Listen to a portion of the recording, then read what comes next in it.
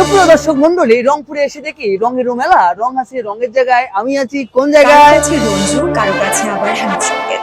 বলছিলাম গাইবান্ধা সদরের দারিয়াপুরের দরিদ্র পরিবারে জন্ম নেওয়া হানিফ সংকেত ওরফে রঞ্জুর কথা। দারিদ্র্যের কারণে তিনি এসএসসির গণ্ডিও টপকাতে পারেননি।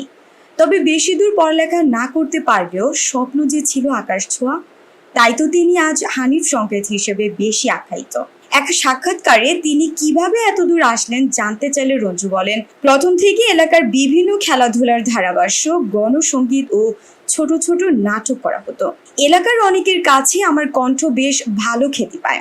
শুভাকাঙ্ক্ষীদের কাছ থেকে অনুপ্রাণিত হয়ে ফেসবুকে একটি পেজ খোলা হয়।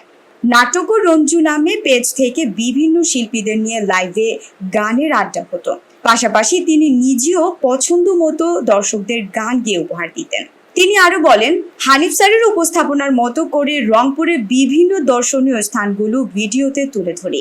ভিডিওগুলোর ভিউ প্রায় মিলিয়ন মিলিয়ন ছাড়িয়ে যায়, যা শুরুতে মোটেও সোজা ছিল না। অনেক সমালোচনার মুখে পড়তে হয়েছে। তবে এখন তিনি ফেসবুক থেকে মাসের পর মাস লাখ লাখ টাকা আয় করেন, যা দিয়ে নিজের এবং পরিবারের স্বপ্ন পূরণ করেন ব্যবসাও।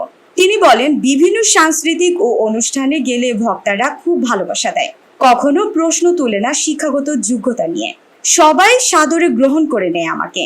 তবে তিনি এখন চোখের মণি হিসেবে গাইবান্ধার দারিয়াপুরের শোভা পাচ্ছেন।